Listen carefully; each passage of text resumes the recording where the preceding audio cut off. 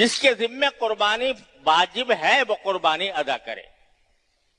اور ایک حدیث میں آتا ہے کہ رسول کریم صلی اللہ علیہ وسلم کی طرف منسوب ہے کہ آپ نے یہ فرمایا کہ جس شخص کے اندر استطاعت ہو قربانی کرنے کی اور وہ قربانی نہ کرے تو ہماری عیدگاہ پہ بھی نہ آئے، عیدگاہ کے قریب بھی نہ پھٹکے. یہ بعید بیان فرمایا اگر استطاعت ہے. البتہ استطاعت پر موقوف ہے. اللہ تعالیٰ نے کوئی حکم ایسا نہیں دیا جو انسان کی وسعت سے باہر ہو. اور اس کی مقدار جو فقہاء کرام نے مقرر کی ہے وہ ہے 52.5 تولہ چاندی کی قیمت.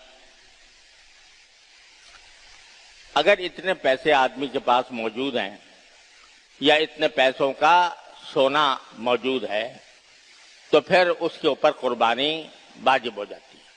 یا اس کے پاس نقد رکھے ہیں، چاہے اس پر سال بھی نہ گزرا ہو اور چاہے وہ زیور کی شکل میں ہو یا ضرورت سے زیادہ سامان کی شکل میں ہو تو قربانی اس پر واجب ہو جاتی ہے.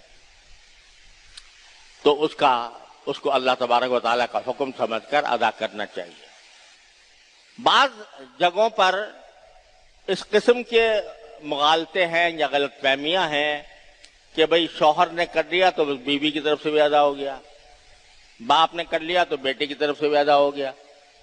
یہ بالکل غلط بات ہے. جیسے باپ کی نماز سے بیٹے کی نماز ادا نہیں ہوتی، شوہر کی نماز سے بیوی کی نماز ادا نہیں ہوتی. دونوں کا الگ الگ فریضہ ہے. شوہر کا الگ فریضہ ہے کہ نماز پڑھے، بیوی کا الگ فریضہ ہے کہ نماز پڑھے. تو ایک کا دوسرے سے کوئی تعلق نہیں. اسی طرح اگر گھر میں ایک سے زیادہ افراد ہیں اور ہر ایک صاحب نصاب ہے، یعنی ہر ایک کے پاس گنجائش ہے قربانی کرنے کی، تو پھر ہر ایک کے ذمے الگ قربانی واجب ہے. لہذا یہ جو خیال پیدا ہوتا ہے لوگوں کے دلوں میں کہ بس چلو گھر میں ایک ہو گیا تو بس کافی ہے، یہ خیال درست نہیں ہے. ہر ایک آدمی کو یہ کام کرنا چاہیے اور اللہ تبارک و تعالیٰ کی اطاعت کے جذبے سے کرنا چاہیے، اللہ تعالیٰ کا حکم ماننے کے جذبے سے کرنا چاہیے. اور اس زمانے میں جو عبادت اللہ تعالیٰ نے رکھی ہے اس عبادت کی روح کو سمجھنے کی ضرورت ہے، اور وہ یہی ہے اللہ تعالیٰ کی اطاعت. ان صلاتی و نسکی و محیای و مماتی للہ رب العالمین. اللہ تبارک و تعالیٰ اپنے فضل و کرم سے، اپنی رحمت سے ہم سب کو اس پر عمل کرنے کی توفیق عطا فرمائے. وآخر دعوانا ان الحمدللہ رب العالمین. انشاءاللہ دارالعلوم میں عید الاضحیٰ کی نماز صبح 8 بجے ادا کی جائے گی.